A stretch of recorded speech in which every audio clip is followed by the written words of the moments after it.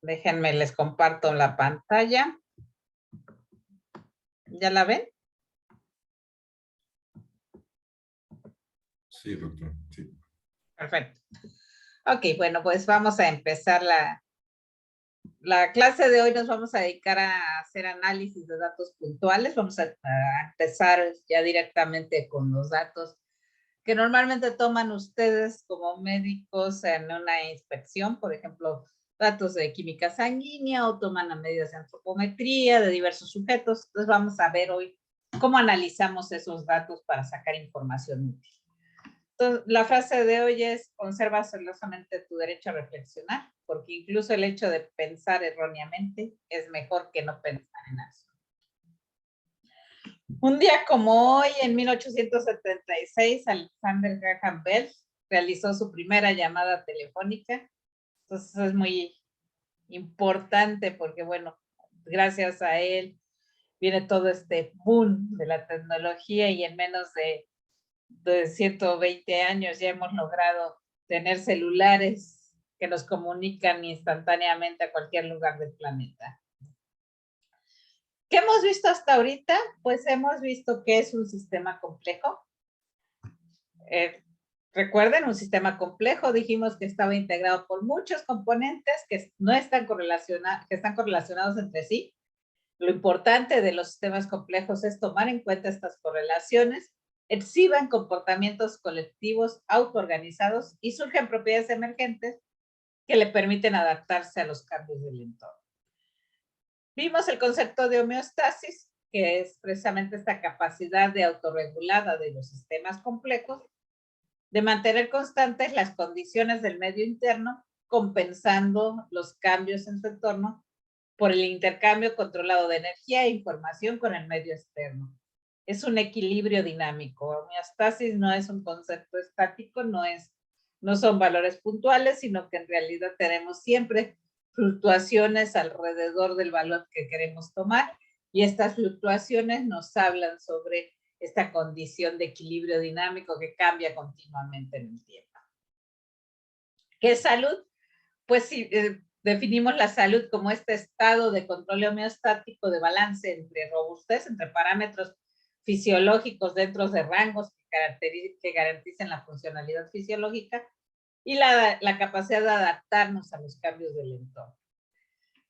Vimos algunos modelos de sistemas complejos, vimos un ejemplo de criticalidad, de un laboratorio de criticalidad que es el modelo de EASY, imanes que tienen orientaciones hacia arriba o hacia abajo, y entonces estamos en el juego entre dos dinámicas, una dinámica totalmente determinista en que todos los imanes están apuntando hacia la misma dirección, que ocurre a temperaturas muy bajas, una dinámica en la que todos los imanes están orientados totalmente al azar, que ocurre a temperaturas muy altas, la mitad están orientados hacia arriba y hacia abajo, y un punto crítico de transición entre estas dos dinámicas que caracteriza esta transición de fase, que es el que nosotros consideramos que es justamente el modelo de cómo se encuentra en los sistemas homeostáticos, este punto crítico.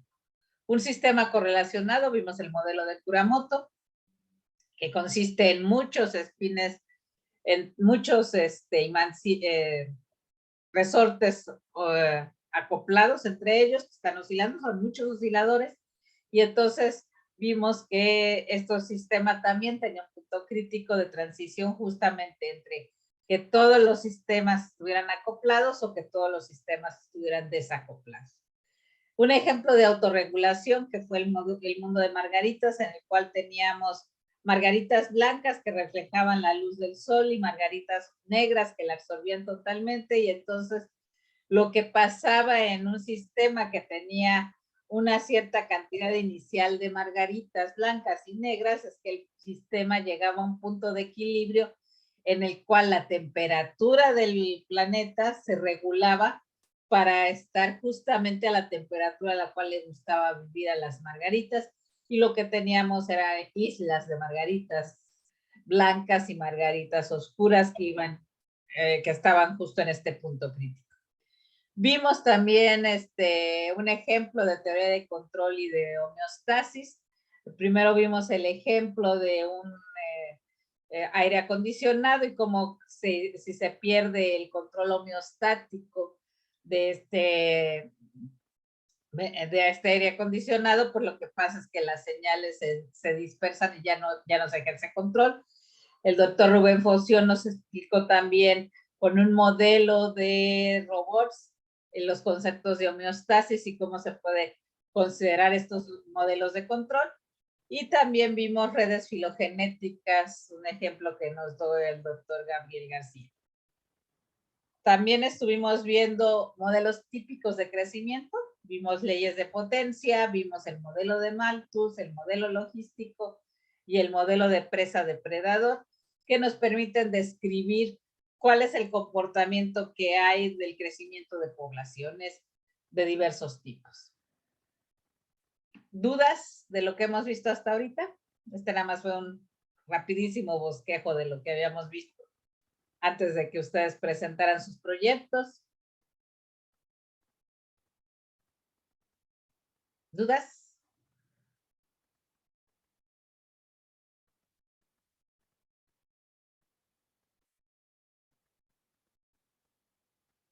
¿Ninguna duda? No, doctora, todo bien. Perfecto. Bueno, pues entonces, ¿cómo les fue con la tarea? ¿Cómo se sintieron con el resumen de sus proyectos? ¿A todos les quedó claro lo que tenían que entregar? ¿Lo entregaron sin problemas? ¿Se sienten bien? Todo sin problema. Y además siento que, bueno, a mi equipo le sirvió como para asentar más las ideas que teníamos. Perfecto. Pues bueno, ahora lo que vamos a estar viendo a partir de ya pasamos el primer tercio del curso, entonces a partir de segundo tercio del curso, lo que vamos a hacer es mostrarles primero cómo analizar datos puntuales. Esta clase, la siguiente vamos a analizar series de tiempo y ahora las vamos a analizar primero en el dominio del tiempo, luego en el dominio de la frecuencia y en la tercera parte del curso lo que vamos a hacer es analizar datos de multicanales, multiseñales que tengamos. Entonces, vamos a empezar directamente ya con los análisis de datos puntuales. ¿Por qué es importante esto? Porque en primera instancia esto es lo que ustedes se enfrentan cuando están en la clínica. En la clínica normalmente ustedes tienen datos de un paciente a lo cual saben todo su historial, pero tienen datos que tomaron en una medición, o sea, tienen datos de frecuencia cardíaca, frecuencia respiratoria en un punto, presión arterial, saturación de oxígeno, o sea, miden pulso, respiración, temperatura corporal, tensión arterial, y todos esos datos los están teniendo para un registro de un paciente y lo que quieren ustedes hacer es comparar estos datos si están o no están dentro de parámetros de salud. Entonces, ustedes lo primero que hacen como en la parte clínica es precisamente analizar datos puntuales y también los que hacemos análisis ya de fisiológico, a veces lo que queremos es precisamente, tenemos datos de poblaciones y queremos estudiar cómo se comporta una población ante un tratamiento determinado, cómo responde una población, cuáles son las diferencias en los parámetros de una población que estamos midiendo ante una enfermedad, y eso es lo que queremos estudiar el día de hoy. ¿Cómo lo hacemos? Lo hacemos normalmente con estadística descriptiva. Esta es la herramienta que se usa de default para analizar datos. Y el primer concepto de estadística que es muy importante es considerar que los datos los estamos desde el punto de vista matemático pensando como que son de una variable aleatoria, cuyo comportamiento general es descrito por una función de distribución. Entonces siempre pensamos que en realidad lo que nosotros estamos midiendo son datos, son puntos específicos. Déjenme cambiar el cursor. Ok. Entonces estamos midiendo puntos en esta función, o sea, nosotros de manera real nunca vamos a poder medir la función completa, pero estamos tomando puntos, por ejemplo, estamos tomando datos de 100 pacientes que tienen diabetes mellitus y estamos midiendo cuál es la medida de medidas antropométricas, estamos midiendo su ancho de cintura, su ancho de cadera, su peso, y entonces con eso podemos determinar su índice de masa corporal. Pero todos estos datos que estamos midiendo del sujeto están dentro de una función de distribución. A esto es la función de distribución, a la cual lo único que podemos hacer es aproximarnos. Entre más datos tomemos, más nos vamos a poder aproximar a calcular la función, pero obviamente no siempre vamos a tener todos los datos de toda la población, entonces siempre vamos a tener una aproximación a esta función de distribución de probabilidades. Y entonces lo que nosotros queremos hacer en realidad es poder determinar cuál es el histograma, cuál es esta función, a partir de los datos que nosotros tenemos. Entonces, la suposición número 1 que se hace en medicina y que se hace en casi todos lados, o sea, la primera aproximación es, bueno, si eres físico, tú siempre dices que las vacas son cuadradas, o sea, las vacas no pueden ser redondas porque eso ya te hace integrales muy difíciles de calcular, entonces tu vaca es cuadrada y se acabó.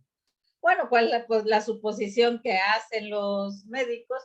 Que todos los datos que tomas son variables independientes, que todos los datos que tú estás tomando siguen una distribución de tipo gaussiana o normal. Esta es la distribución normal de los datos.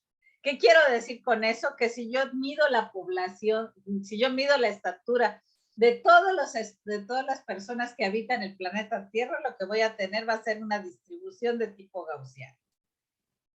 Y la distribución de tipo gaussiano pues sigue esta ecuación, que en la cual los parámetros importantes es el promedio de los datos, que me dice dónde están centrados los datos, este de aquí, y el ancho de la distribución, que me dice qué tan dispersos están mis datos alrededor del origen.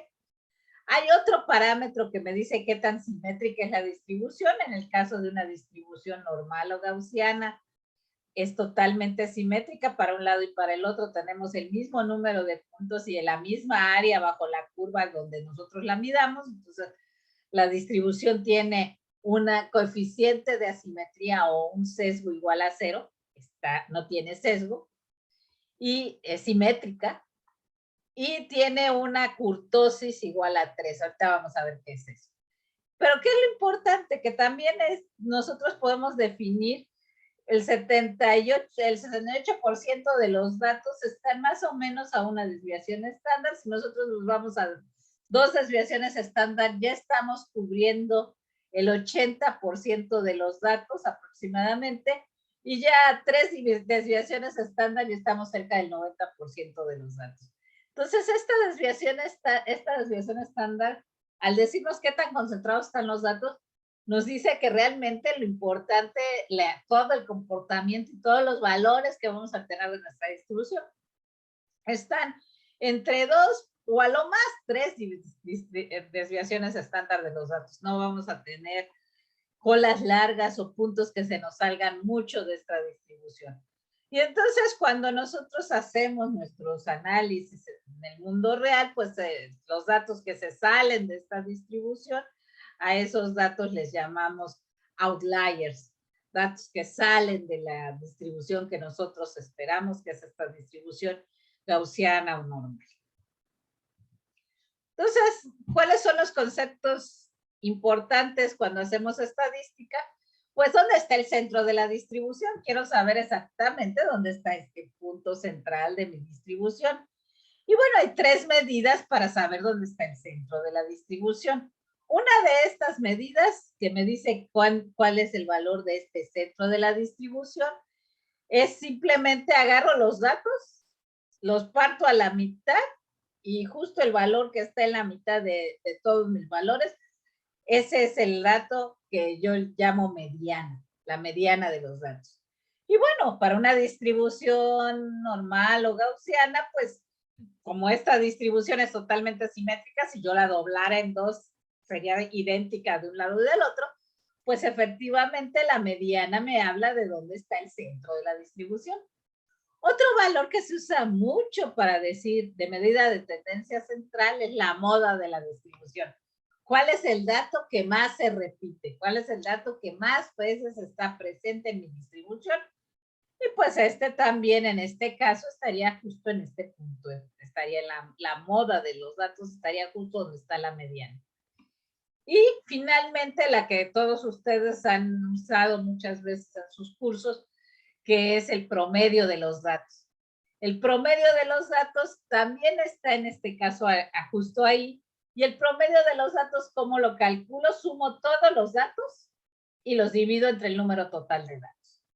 Y entonces el promedio de los datos para una distribución gaussiana o normal es el mismo que la mediana de los datos y es el mismo que la moda de los datos. Entonces, para una distribución gaussiana o normal, todas las medidas de tendencia central están en el mismo punto.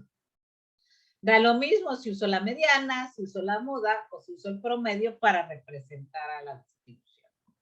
En este caso, en esta curva, la curva amarilla, la rosa y la azul, todas tienen la misma media, que es 0, y esta verde tiene una media de -2.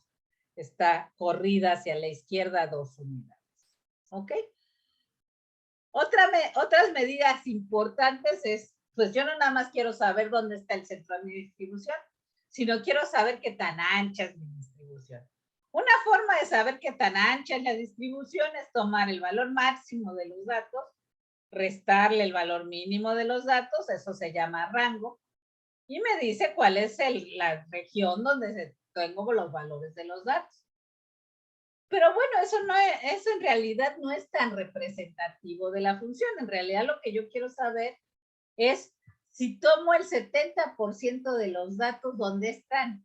Entonces, si se acuerdan, en la gaussiana era muy claro. Si quiero saber dónde está el 68% de los datos, está justo una desviación estándar. Si yo quiero saber dónde está el 80% de los datos, tomo 2 desviaciones estándar, entonces todos mis datos están ahí. Esto lo puedo yo calcular con esta fórmula, tomo el valor de cada dato, le resto el promedio, lo elevo al cuadrado, sumo todo eso y lo divido entre n-1. Este n-1 es porque lo que yo quiero obtener son buenas aproximaciones de los valores. Recuerden que lo que estamos diciendo es que nuestros datos, todos los puntos que nosotros obtuvimos, siguen una cierta función de distribución de probabilidades. Bueno, esa función de distribución de probabilidades yo no la puedo medir exactamente. Si yo la pudiera medir exactamente, entonces tendría yo que ajustar los datos con ciertos estimadores, un estimador que me diga dónde está el promedio y cuál es el ancho. Entonces, para que el ancho esté bien ajustado y corresponda directamente a esta fórmula de gaussiana, le resto el n-1. Y esa es la forma en que normalmente lo hacemos. Entonces, tenemos que la desviación estándar es el segundo momento central. A esto se les llama momentos centrales, o sea, es el momento con respecto al centro de la distribución. Entonces, el primer momento central es la media, el promedio de los datos. El segundo momento central es la desviación estándar. Si le toman la raíz cuadrada, o sea, si ustedes nada más toman sigma, esa es la que se conoce como la varianza de los datos. ¿Por qué es buena la varianza? Porque la varianza tiene las mismas unidades que X barra. Entonces es mucho más fácil trabajar con la varianza de los datos y saber cuál es el ancho de la distribución y poder hacer comparaciones usando la varianza, que es nada más tomar la raíz cuadrada de la desviación estándar. Y bueno, aquí lo que les estoy mostrando es estas tres distribuciones tienen la misma valor promedio, pero tienen distintos anchos. Esta tiene una desviación estándar de 0.2, esta tiene una desviación estándar de 1 y esta tiene una desviación estándar todavía mucho mayor, que fue de 5. Y bueno, esta de aquí, aunque está corrida 2 unidades, tiene un ancho menor que el azul y el rosa, simplemente tiene un ancho de 0.5. ¿Vamos bien hasta ahí?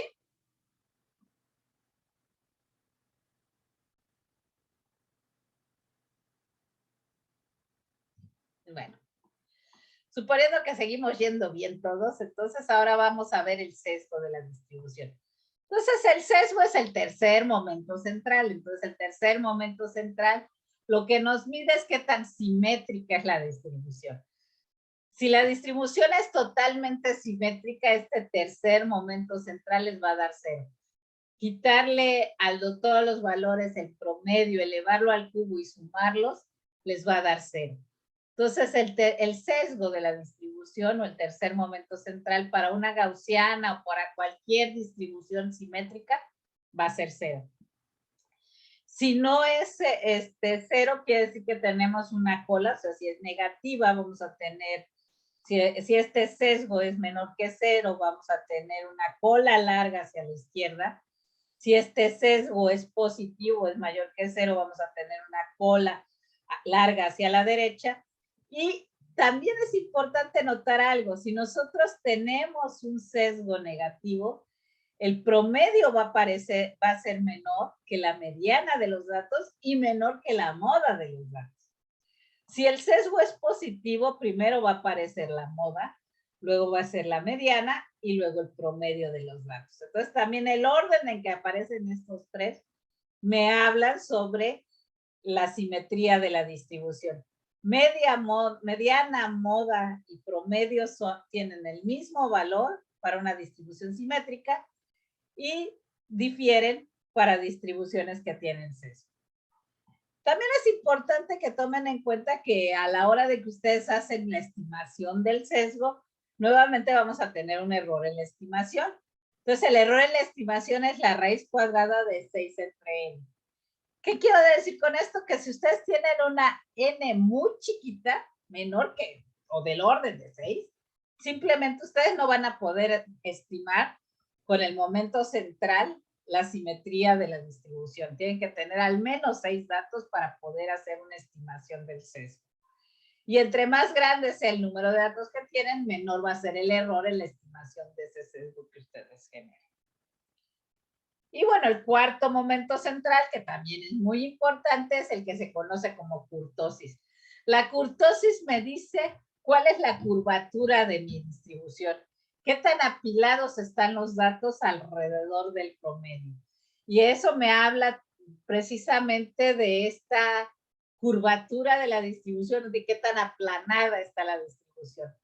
Si este valor, para una gaussiana, este cuarto momento central, el valor promedio, cada dato le restamos el promedio y le elevamos a la cuarta, este valor vale 3 para una distribución gaussiana. Entonces se acostumbra a restarle 3 a la kurtosis para que la distribución normal o gaussiana sea una distribución mesocúrtica. Entonces, mesocúrtico quiere decir que tiene una curvatura similar a una gaussiana. Si tenemos una distribución muy picuda, con todos los datos acumulados alrededor de un centro, la distribución es leptocúrtica. Y una distribución platicúrtica es una distribución aplanada, una distribución que tiene una kurtosis menor a 0. ¿Ok? Y el error en la estimación de estos parámetros es 24 entre n, la raíz cuadrada de eso. Quiere decir que para que nosotros podamos estimar la kurtosis y podamos confiar en esta estimación de este parámetro, al menos tenemos que tener 24 puntos. Si tenemos menos de 24 puntos, no vamos a poder hacer ninguna estimación. Entonces, esto es lo más importante de distribuciones. Recuerden, ustedes casi siempre estamos suponiendo que las distribuciones de nuestros datos son gaussianas o normales. Eso casi no ocurre siempre en los datos, o sea, muchas distribuciones no son gaussianas. Y eso no habla de que el sistema esté mal, sino simplemente no tienen una distribución gaussiana. Más adelante en el curso les voy a enseñar algunas que claramente no son gaussianas y que el no ser gaussianas indica que estás en un estado de salud, pero cuando te vuelves gaussiano, esa distribución pierde sus colas largas, entonces esa distribución pierde la capacidad de adaptarse y entonces está asociada a enfermedad en ciertos parámetros. Entonces, No siempre las distribuciones son gaussianas o son normales. Recuerden, estamos considerando que para una distribución gaussiana o normal vamos a tener que media, mediana y moda, todos tienen el mismo valor. Vamos a tener que la simetría o el sesgo de la distribución, el tercer momento central es 0, y vamos a tener que la kurtosis de la distribución o el cuarto momento central es nulo.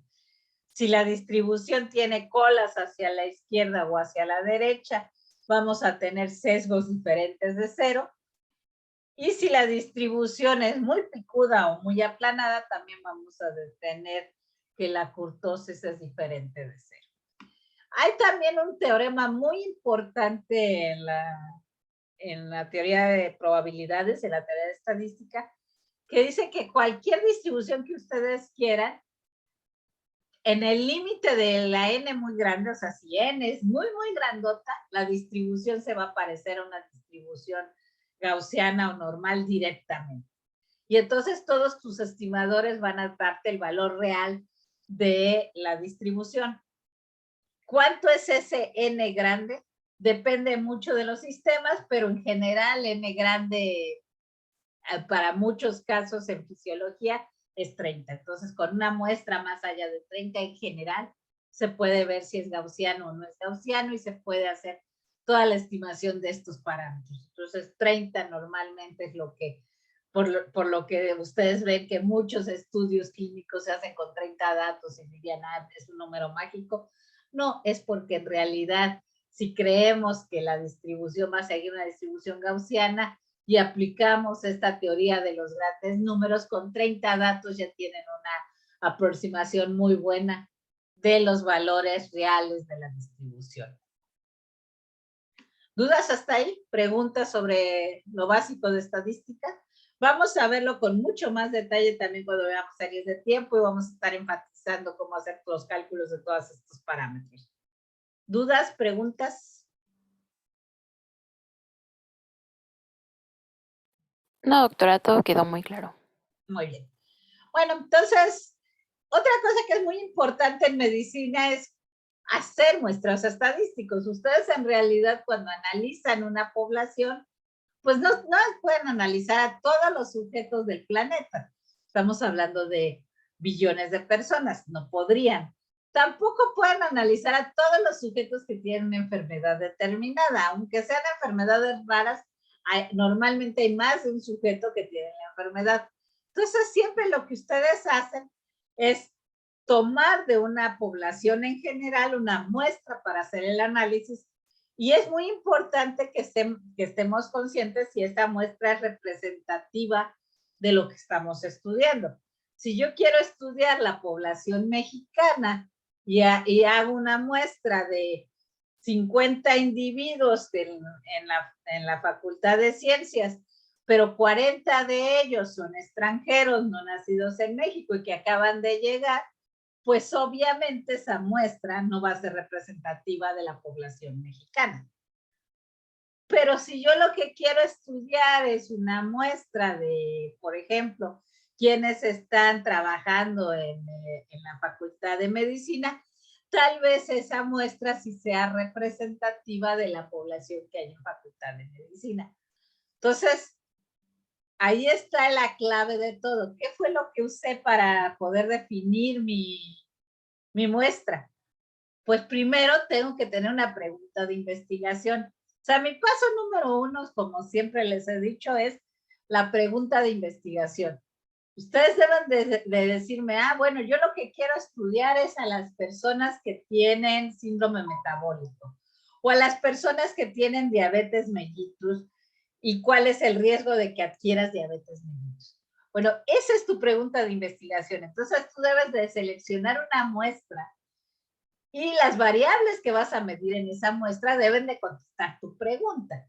Si yo lo que quiero estudiar es obesidad, cuál es el tamaño de la población y si la población mexicana está formada por gente muy obesa que puede tener propensión a enfermedades, entonces lo que tengo que estudiar es la población, una muestra de la población, y de esa muestra de la población tengo que estudiar el peso, la estatura tal vez la cintura, tal vez la cadera, tal vez medidas ya de una báscula de impedancia, tal vez irme todavía más a hacer medidas de DERSA y etcétera, para poder establecer las medidas características de esas personas obesas.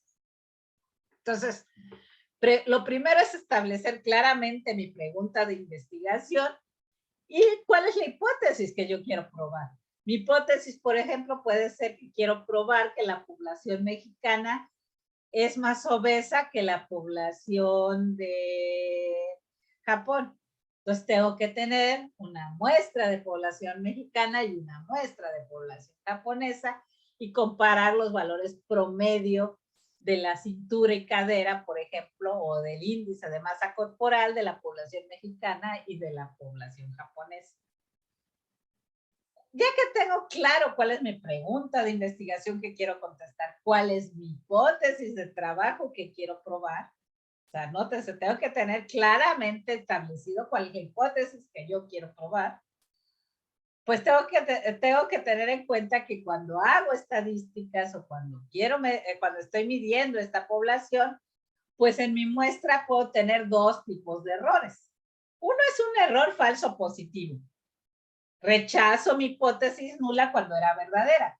Rechazo que la población mexicana es más obesa que la población japonesa, aunque en la realidad la población mexicana sí sea más obesa que la población japonesa. ¿Por qué puede ocurrir esto? Porque tomé mal mi muestra. Agarré y me fui a medir a las personas que están en un gimnasio. Y entonces medí a todos los que estaban en el gimnasio en la población mexicana, pero en la población japonesa medí a todos los sujetos que estaban saliendo de un lugar en el que hacían sumo. Y entonces todos los que estaban saliendo eran personas con sobrepeso en Japón, pero no eran personas con sobrepeso en México. Eso es porque introduje un sesgo en mi distribución y un sesgo en la muestra. Tengo que tener cuidado. Entonces puedo tener falsos positivos. A esos errores esos se llaman errores de tipo 1 o errores de tipo alfa. Es como normalmente se conocen en estadística y consisten en afirmar que hay diferencias al comparar las muestras cuando no las hay.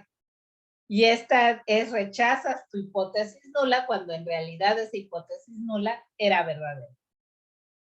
Pero también puedo tener errores de tipo 2 o errores de tipo beta, que son falsos negativos. Acepto la hipótesis nula cuando no era verdadera.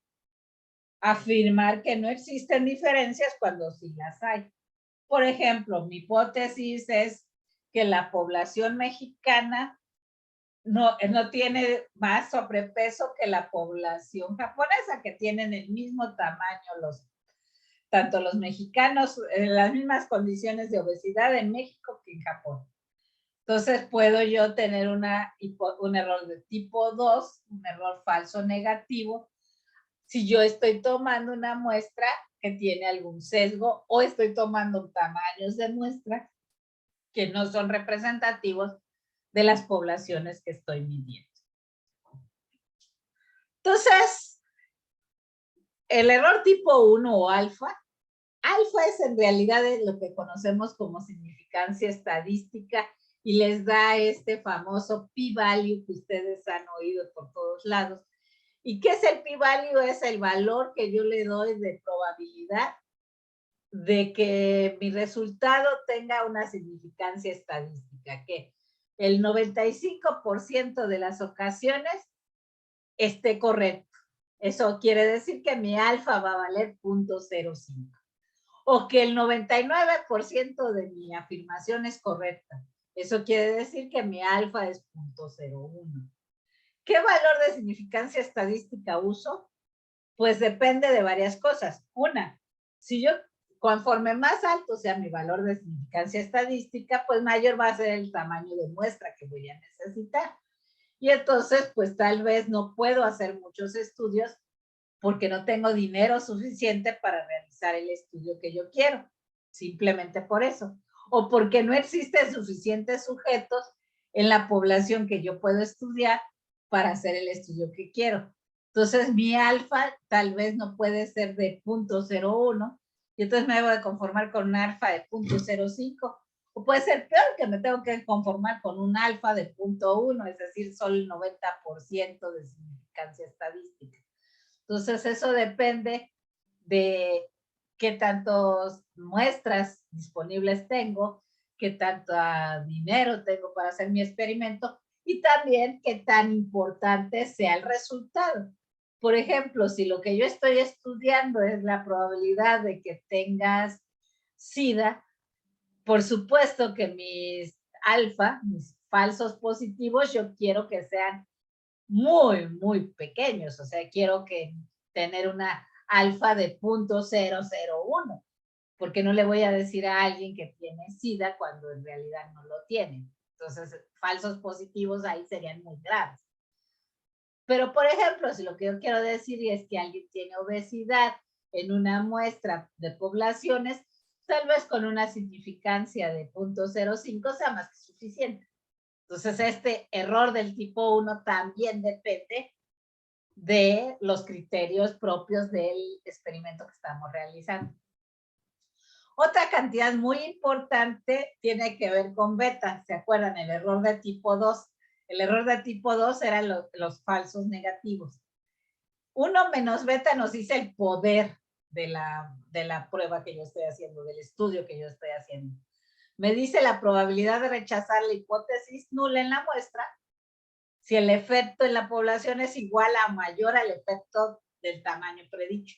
Es decir, por ejemplo, si yo quiero poder decir que conozco esto con un 80%, ese sería el poder de mi muestra. Puedo yo decir con un 80% de certeza que se da este fenómeno. Entonces, estos son los dos tipos de errores y esos son muy importantes tenerlos siempre en cuenta. Entonces, hay muchas fórmulas para determinar el tamaño de la muestra que nosotros queremos estudiar, sabiendo los parámetros típicos de la muestra. Entonces, para estas fórmulas para estudios clínicos, quiero hacerles notar, y eso es muy importante porque luego a veces no se hace el estudio correcto. Todas estas fórmulas que les voy a presentar ahorita están suponiendo que la distribución es una distribución normal o gaussiana. Si la distribución de mis datos no es normal o gaussiana, ahorita vamos a ver que, por ejemplo, las frecuencias cardíacas de los sujetos o la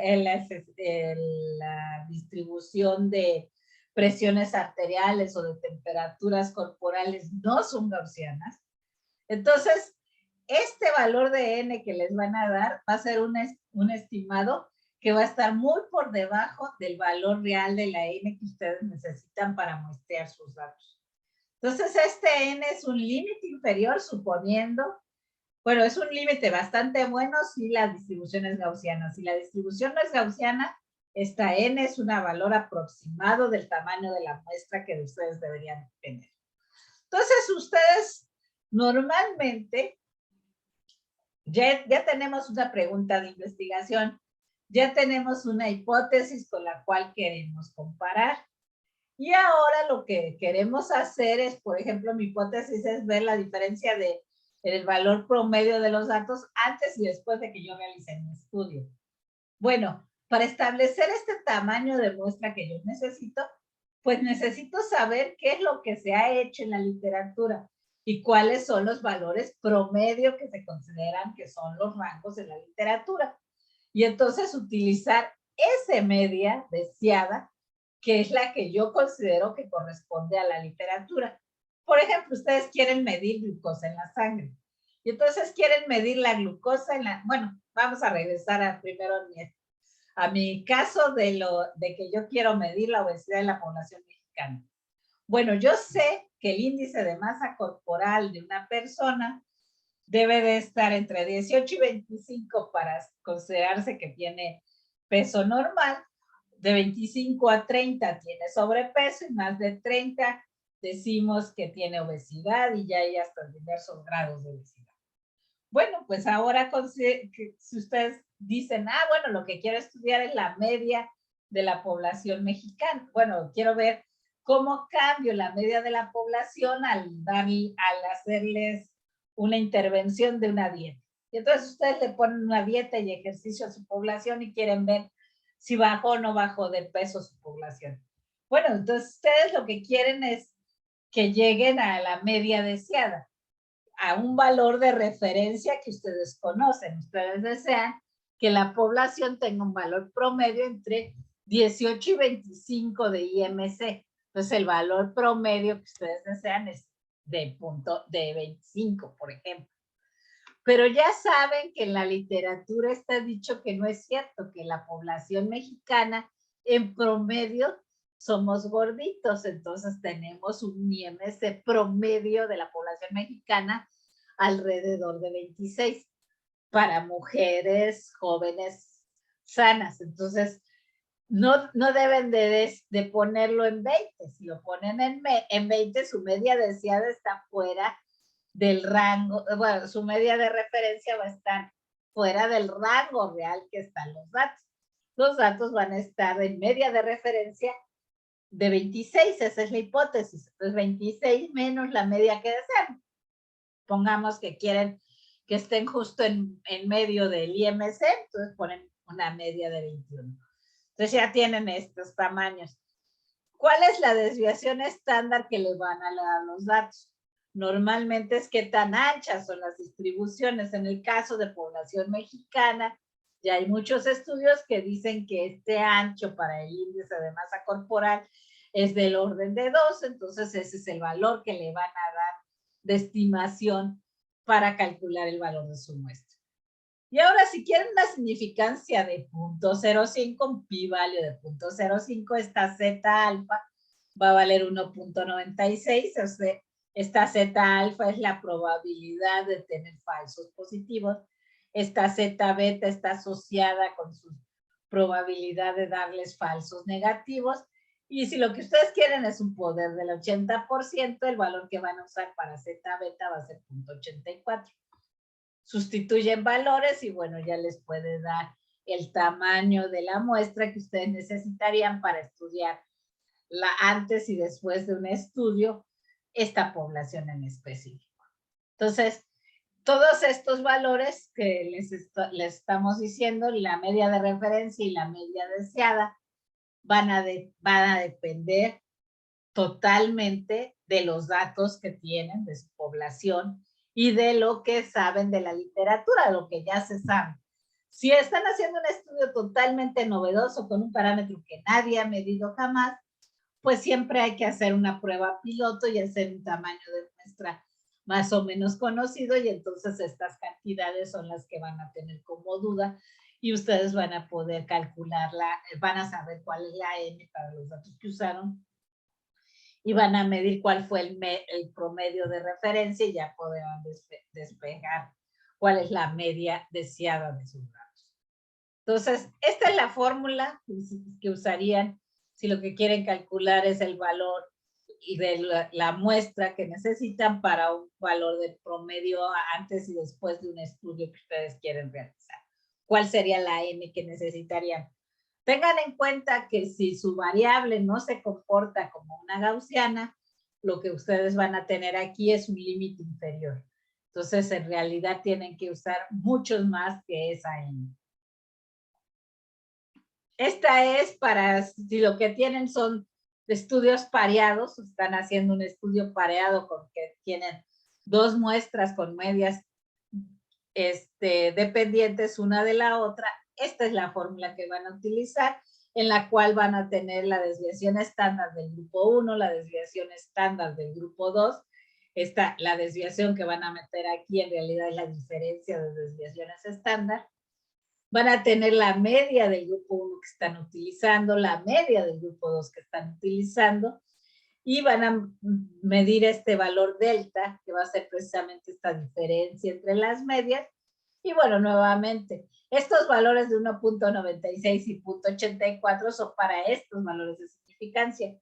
Son totalmente dependientes del pi-value que ustedes quieren. Si quieren un pi de mayor de 0.01, entonces esta zeta alfa va a ser mucho mayor y si quieren un poder más alto, esta zeta beta va a ser mucho menor. Entonces, los valores de estas dos van a depender totalmente de la significancia que quieran. Entonces, si tienen una significancia mayor, o sea, si quieren 0.01, zeta alfa va a ser más grande.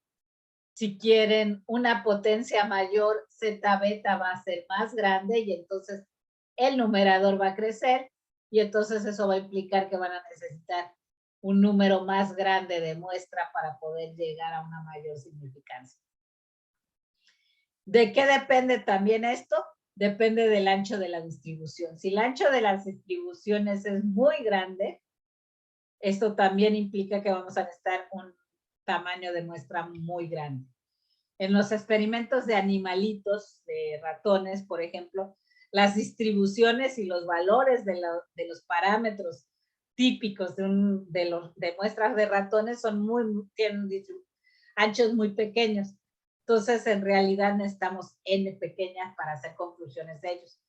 Pero en el caso de los humanos, en general, las distribuciones son muy grandes y entonces necesitamos n mayores. Si ustedes lo que tienen no son grupos dependientes, sino son grupos independientes. Entonces, también nuevamente ahora van a tener que considerar las desviaciones estándar de cada grupo y los valores promedio de cada grupo y van a tener que considerar un factor de peso de ponderación que tiene que ver con el radio de las dos muestras y que es una aproximación a N1 entre N2. Entonces, esta acá en realidad es una aproximación de qué tan grande es el cociente entre las muestras que ustedes pueden tomar. Y si lo que ustedes tienen no son datos numéricos, o sea, no tienen números como les acabo de decir del IMC, sino lo que tienen es peso normal, sobrepeso y ya. Entonces tienen 0 o 1, o está con sobrepeso o no estás con sobrepeso. Una variable categórica. ¿Tiene diabetes o no tiene diabetes? Entonces, si ustedes lo que quieren hacer es un estudio antes y después, en el que lo que tienen son variables categóricas, entonces lo que tienen que utilizar no es la desviación estándar, sino es la proporción de la muestra que ustedes tienen. O sea, tengo mi muestra, qué proporción de los sujetos tienen la enfermedad.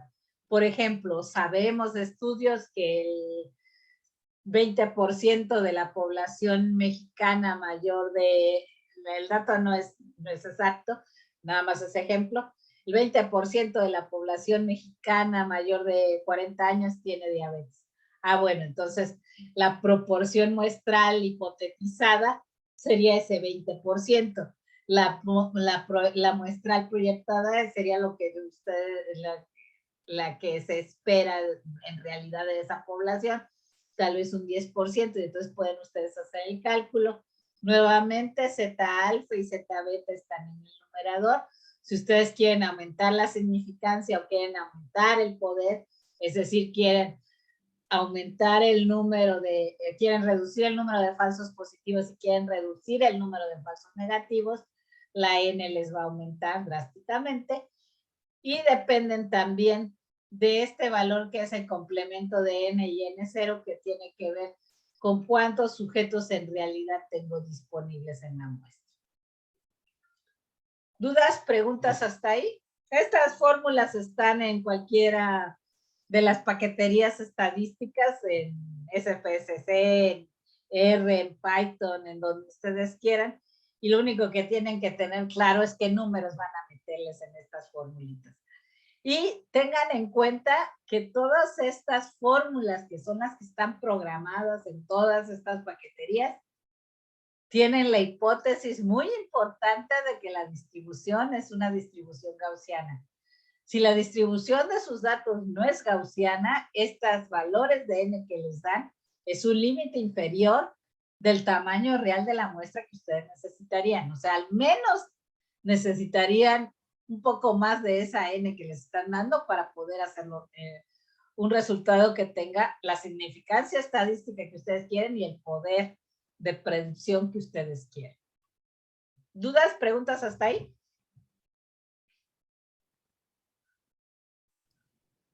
No, doctora. Ok. Bueno, entonces vamos a ver ahora ejemplos de cómo puedo utilizar esto para estudiar ahora sí datos reales. Les voy a estar presentando resultados de artículos de investigación que ha hecho el grupo. Les voy a mandar estos artículos para que ustedes los puedan revisar. Ya saben, la idea es que también de tarea se les va algunos de estos a que ustedes los revisen. Y bueno, entonces uno de los resultados que nosotros hemos encontrado es que la temperatura corporal depende de la obesidad.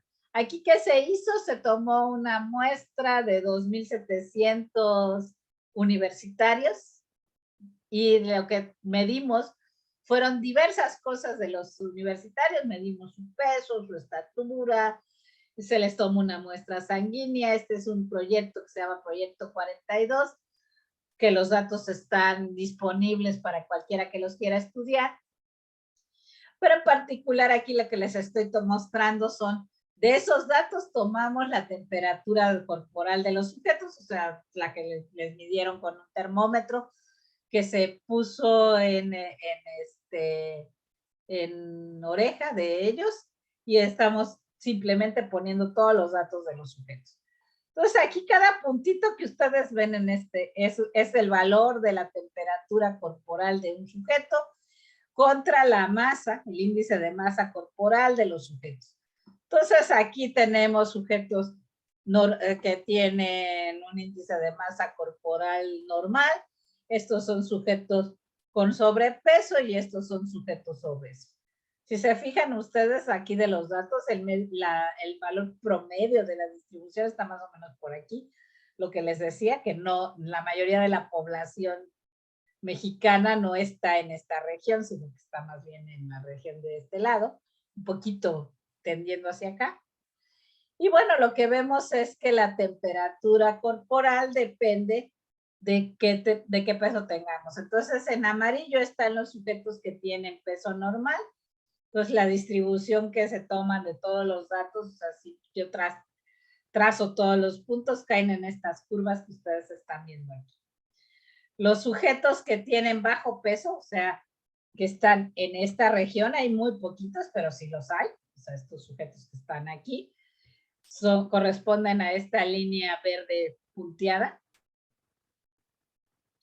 Los sujetos que tienen sobrepeso son los que están en esta región. Todos esos datos son justamente esta curva azul que ven ustedes aquí, el azul oscuro.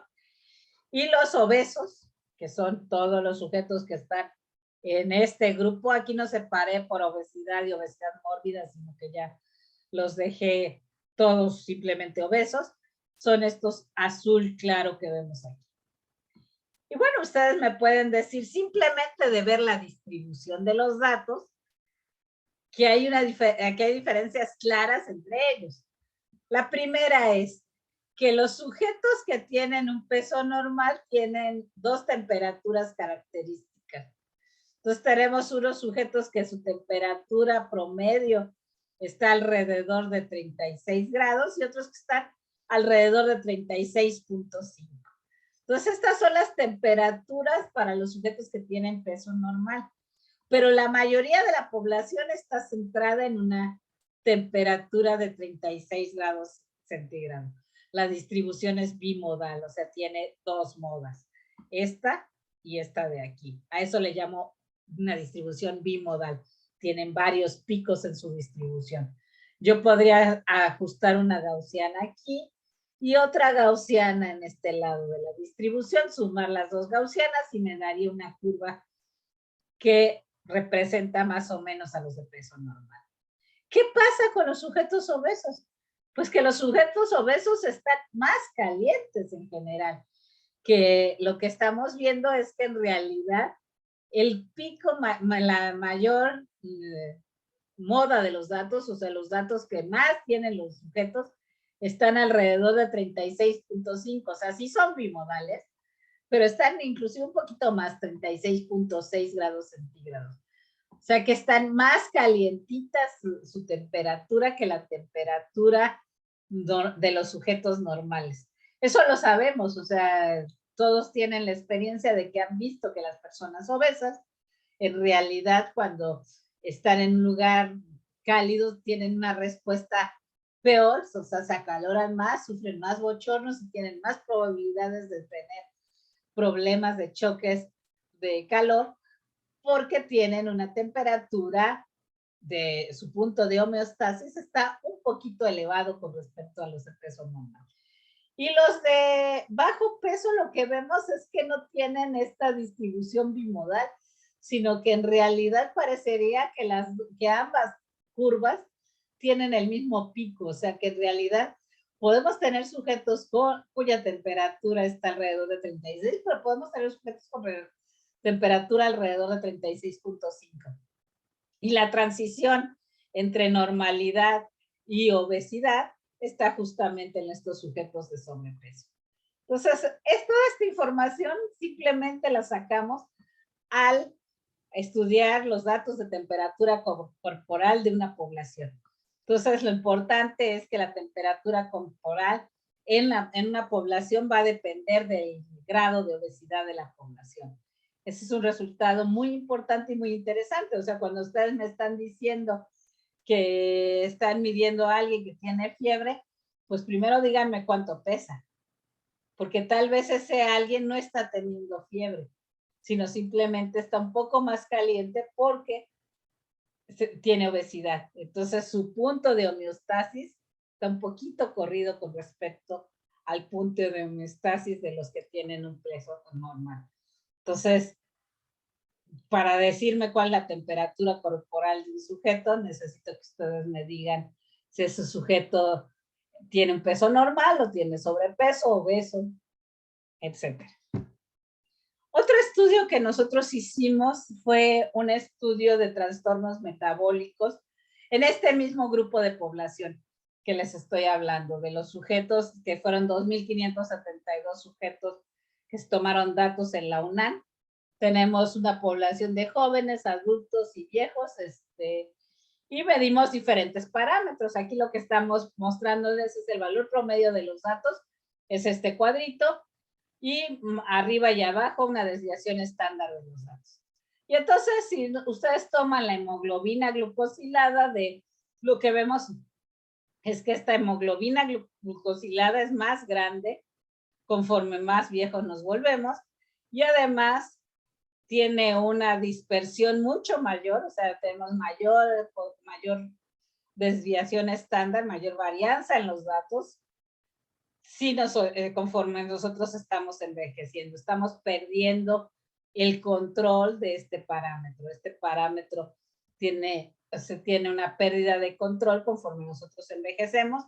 Lo mismo pasa con la glucosa en plasma. O sea, la glucosa en plasma no nada más hay una tendencia a aumentar conforme nosotros envejecemos, el valor promedio, sino que además cambia mucho la variabilidad y se vuelve muy variable la glucosa que tenemos conforme, es mucho más variable que cuando estamos jóvenes.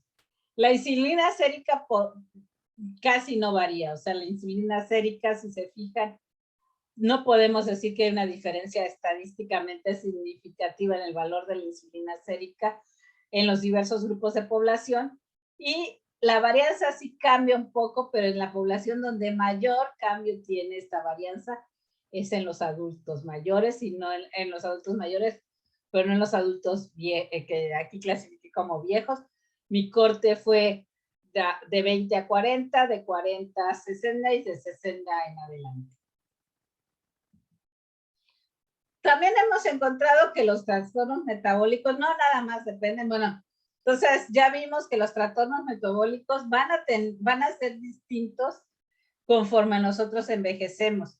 Conforme nosotros envejecemos, hay muchas variables metabólicas que van a volverse mucho más variables, van a tener una mayor dispersión, una mayor desviación estándar que otras variables, Pero también los trastornos metabólicos van a depender del sexo de la población.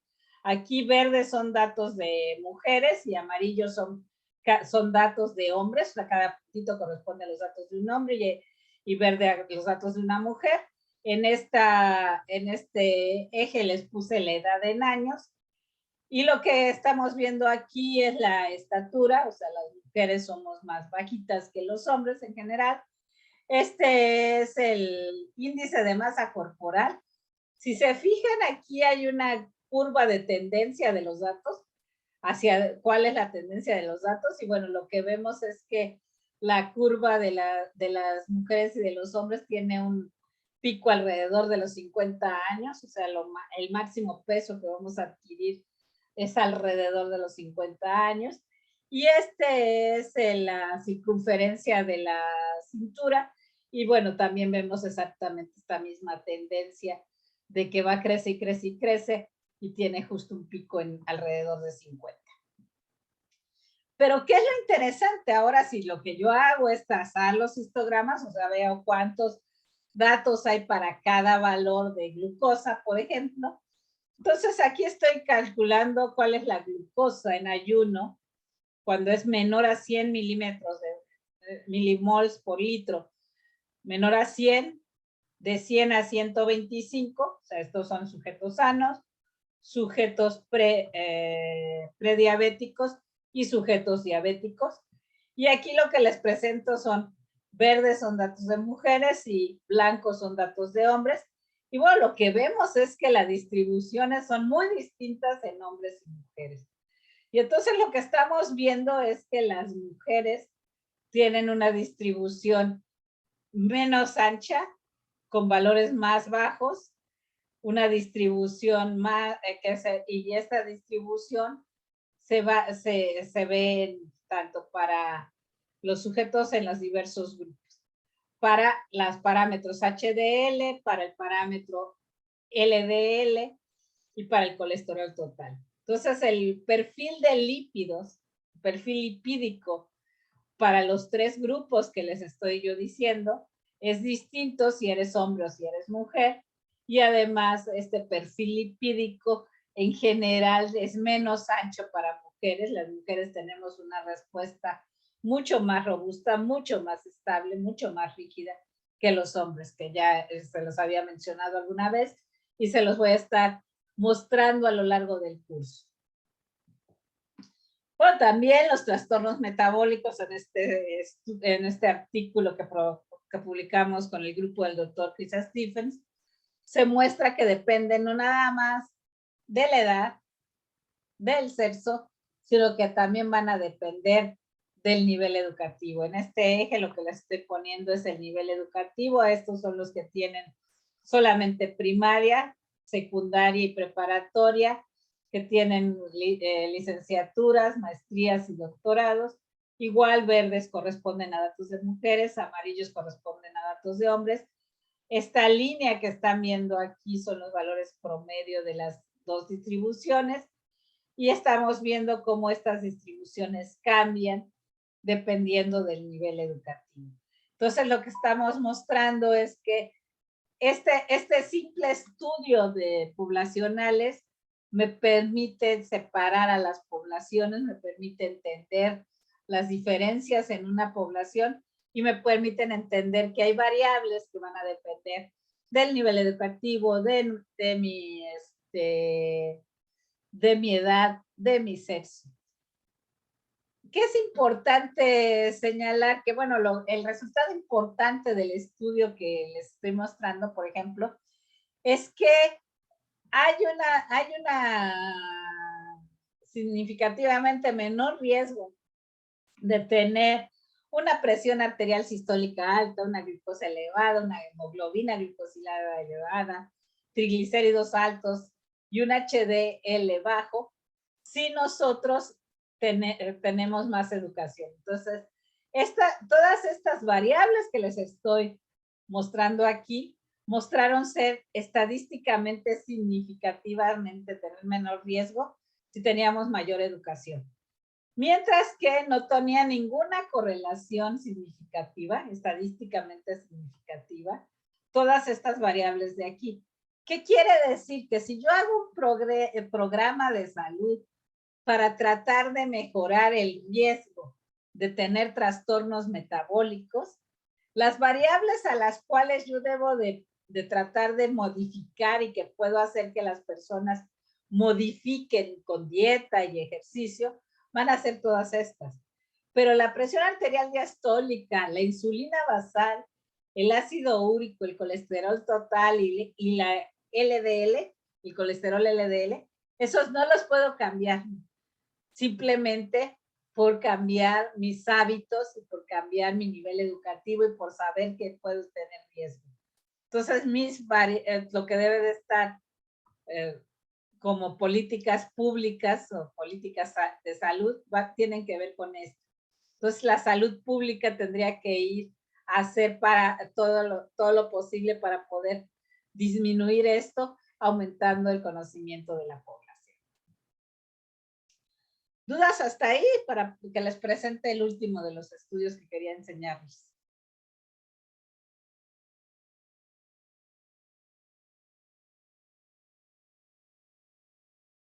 Entonces, ahorita lo que vimos es que a partir de datos de la población yo puedo hacer inferencias que sean útiles para generar políticas de salud pública y además para estudiar cómo está la población en general, cómo se encuentra en su estado de salud general. Otra de las cosas que les interesa mucho a ustedes, a todos los que trabajan en medicina, es si es posible cuantificar la efectividad del uso de algún medicamento. O sea, si yo doy un tratamiento, ¿funciona o no funciona? Entonces, eso es lo que quiero saber. Entonces, este es un trabajo que estamos haciendo con el grupo del doctor Aguilar Salinas en nutrición, en el Instituto Nacional de Ciencias Médicas y Nutrición, en lo que queremos cuantificar, usando información antropométrica y bioquímica, qué tan efectivo es el uso de metformina como complemento en el asesoramiento del estilo de vida para prevenir diabetes mellitus tipo 2 en pacientes que tienen prediabetes. Entonces vamos a estudiar pacientes que tienen glucosa en ayuno entre 100 y 125 de manera inicial y vamos a darles a estos pacientes, a un grupo nada más se les hizo cambiar su estilo de vida haciendo ejercicio y a otro grupo se les dio además metformina como tratamiento. Y entonces lo que queremos ver es si funciona o no funciona, si hay alguna diferencia entre estos dos grupos de estudio. Es una pregunta que es totalmente tradicional en medicina. Quiero ver la ventaja o desventaja de un medicamento. Entonces, este es un protocolo que se llama Prudente, prevención de la diabetes con ejercicio, nutrición y tratamiento. Entonces, en este protocolo de Prudente en nutrición, junto con el gobierno de la Ciudad de México, con todas las clínicas de salud de la Ciudad de México, hicieron un ensayo clínico de toda la población. Aquí vemos en puntitos todas las clínicas donde se tomaron los datos poblacionales. Y entonces se consideraron 1,715 adultos mexicanos que tenían diabetes y eran obesos. Entonces se consideraron un grupo de población de 30 a 65 años con un índice de masa corporal mayor a 20, fue el corte, con una glucosa entre 100 y 125 miligramos por decilitro y un HbA1c de menor a 6.5. ¿Y qué fue la intervención? Se tomaron 1,285 pacientes a los que solo se les cambió el estilo de vida y 1,310 a los que se les cambió estilo de vida y metformina. Y los que siguieron el protocolo finalmente fueron 426 hombres y 1,289 mujeres. Y quiero aclarar que no es porque lo hayan seguido menos, sino porque en realidad parece ser que las clínicas normalmente van menos hombres a hacerse tratamientos. Entonces, el grupo que se recluta casi siempre en todos los estudios clínicos tiene más mujeres que hombres, o sea, tenemos ese sesgo. Y bueno, la población, a la mitad de la población se le dio metformina y a la mitad no se le dio. tanto para hombres como para mujeres. Y tenemos para comparar nuestros datos esa base que les acabo yo de decir de Proyecto 42, en la que tenemos 130 controles. Si se fijan y si recuerdan, les había dicho que habíamos tomado 2,000 pacientes, 2,000 sujetos de la población universitaria. Bueno, para hacer control en nuestra base de datos, restringimos primero por edad. Dijimos, bueno, vamos a tomar solo jóvenes sanos. Luego restringimos porque tuvieran todos sus parámetros de salud dentro de los límites normales que establece la Organización Mundial de la Salud. Que no tuvieran prediabetes, que no tuvieran, o sea, que todos tuvieran glucosa en ayuno menor a 100, que todos tuvieran triglicéridos normales, colesterol normal, etcétera, etcétera, etcétera. Y cuando hicimos este corte fabuloso, nos quedamos con solamente 130 sujetos, 60 hombres y 70 mujeres. Es decir, de toda la población que observamos, casi todos los tuvimos que descartar porque tenían alguna condición que estaba fuera de los parámetros de salud. Algunos tenían obesidad, otros tenían, muchos tenían triglicéridos altos, había muchos con problemas de presión arterial, etcétera, etcétera. Y entonces nos quedamos con 60 hombres y 70 mujeres, que son nuestro grupo de control y con el cual nosotros podemos comparar todos los datos. Y bueno, los de nutrición hicieron seguimiento durante 4 trimestres de estos grupos y tenemos datos de seguimiento en 4 trimestres de la población. Y entonces aquí lo que les voy a mostrar son precisamente lo que se llaman barras de bigote de los datos, que estoy tomando aquí el valor promedio de los datos, es esta estrellita que ven ustedes aquí en el centro de los datos. Estoy midiendo una desviación estándar arriba y abajo del valor promedio de los datos. Esta línea que ven aquí es la valor de la mediana de los datos. ¿Recuerdan? Media, promedio, mediana y moda de los datos coinciden si la distribución es gaussiana, y si la distribución no es gaussiana, esos valores no coinciden. Entonces, ojo, muchos de nuestros valores no son gaussianos, o sea, simplemente el peso de la población no sigue una distribución gaussiana, ¿ok?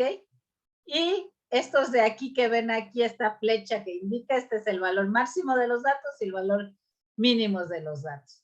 Este de aquí, que está entre 0 y 1 de peso, del rango de peso, es nuestro grupo de control. Entonces, si se fijan, pues efectivamente la población con la cual se empezó, estos de aquí son los que a los que les W corresponde a mujeres, M corresponde a hombres. Entonces estos datos son de mujeres, estos datos son de hombres, y lo que estamos viendo aquí simplemente es el seguimiento durante los 4 trimestres que les dije. Estos son los datos iniciales y estas son las 4 visitas trimestrales que hicieron los sujetos. Estos de aquí son los que no tomaron metformina y estos son los que sí tomaron metformina. Y entonces lo que estamos viendo primero es cómo cambió el peso y cómo cambió la cintura de nuestra población. Y estos eran nuestros sujetos de control, a los cuales no les hicimos ningún tratamiento, nada más aquí les estoy mostrando cómo se ven los datos de control. Y entonces se fijan los datos de nuestros sujetos iniciales, pues estaban fuera de los valores de control, era lo que sabíamos. ¿Y qué es lo que pasa si nosotros los ponemos a hacer solamente ejercicio? Pues que las mujeres efectivamente bajaron de peso. Hay una tendencia estadísticamente significativa a bajar de peso. Los hombres bajaron de peso, pero no tanto, o sea, bajaron menos de peso. La cintura de las mujeres prácticamente no cambió. Les decía, nosotras tenemos parámetros mucho más rígidos, uno de ellos es nuestra cintura, o sea, el valor promedio de la cintura casi no varía. Lo que sí es interesante es que si se fijan, la variabilidad de los datos se volvió cada vez menor. O sea, después de 4 trimestres haciendo ejercicio, hay menor variabilidad de los datos. O sea, hacer ejercicio sí tiene un cambio muy significativo en la distribución. Pero si además de hacer ejercicio nosotros tomamos metformina, bueno, el cambio no es tan drástico, pero sí también hay cambio en el valor de la cintura. Y en los hombres, pues el cambio es mayor si toman metformina. O sea, a los hombres les va mejor con el tratamiento de metformina que a las mujeres. Esto es interesante. Y la diferencia es estadísticamente significativa. También, ¿qué nos interesaba saber?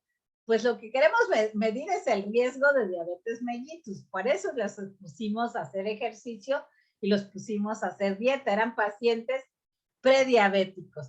O sea, lo que estamos viendo es que si yo tomo la glucosa, por supuesto mi grupo de control estaba fuera de los valores de glucosa normal. Aquí están mis controles, estos de aquí. Las mujeres y los hombres, estos son los que hicieron nada más ejercicio y estos son los que hicieron ejercicio y metformina. Y vemos que hay una diferencia muy significativa y que el riesgo de diabetes también sigue estando presente. O sea, sí hubo sujetos que les dio diabetes, pero lo más dramático es que a los que no tomaron metformina, el riesgo, o sea, tuvimos muchos sujetos, o sea, tuvimos algunos sujetos fuera de la distribución normal que les dio diabetes. En las mujeres y en los hombres. Y casi no los hubo en los pacientes que tomaron metformina.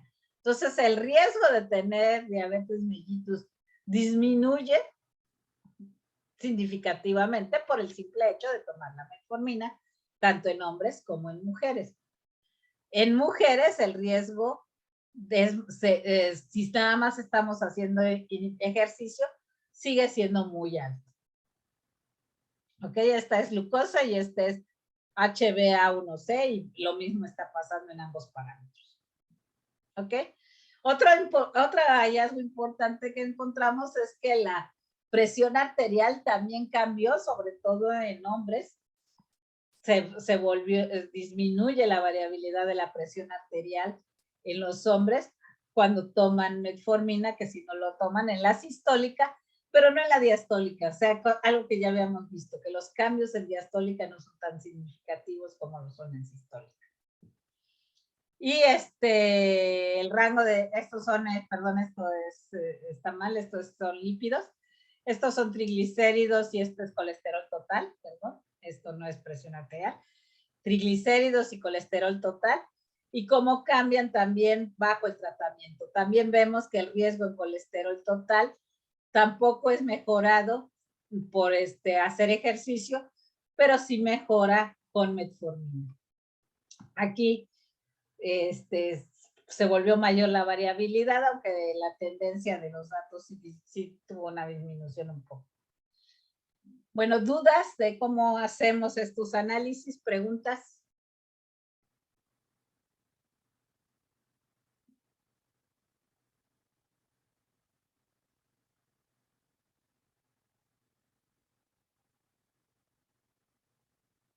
¿No? No, doctora, por ahorita no. Tal vez analizando un poco más salgan más. Ok. Bueno, entonces, ¿qué vimos hoy? Hoy vimos cómo analizar datos puntuales y vimos que en realidad estos análisis de datos puntuales nos dan mucha información sobre nuestras poblaciones. Entonces, los análisis de datos puntuales basados en momentos estadísticos, vimos que hay 4 medidas estadísticas importantes. Normalmente en medicina y en casi todos los artículos médicos se queda nada más con el promedio y la desviación estándar, pero recuerden que el sesgo y la kurtosis nos hablan mucho de si la distribución es normal o no, y también vamos a ver más adelante que también nos hablan mucho del estado de salud. Y bueno, lo que vamos a ver es que este análisis de datos poblacionales es equivalente a hacer un análisis de series de tiempo, en el que aquí estamos considerando sujetos que tiene, y esta es la serie de tiempo de la temperatura tomada cada 3 minutos por un termo Chrome Button. Y entonces aquí estamos viendo la serie de tiempo de temperatura Y si se fija la gráfica que tenemos con respecto al peso de los sujetos, es muy similar que el dato poblacional y también las curvas son muy similares a las que teníamos de datos poblacionales. Entonces, la próxima clase nos vamos a dedicar a ver análisis en el dominio del tiempo. Y la idea era nada más hoy mostrarles que todo lo que tiene que ver con estos análisis estadísticos también tiene gran utilidad para analizar no nada más datos poblacionales, sino los datos propios de cada sujeto en diversas estadías o en diversas mediciones, y nos pueden servir también para hacer no nada más análisis estadísticos de cómo se comporta una población y en qué situación se encuentra una población, sino para valorar tratamientos médicos que estamos dando, como le estamos haciendo con el grupo de nutrición en el caso de los datos del PUDET. Pues si no hay dudas ni comentarios, nos veríamos la próxima clase ya para analizar series de tiempo. Al ratito les mandamos los artículos que nos gustaría que revisaran, que tienen que ver con lo que dimos hoy y lo que veremos la próxima clase.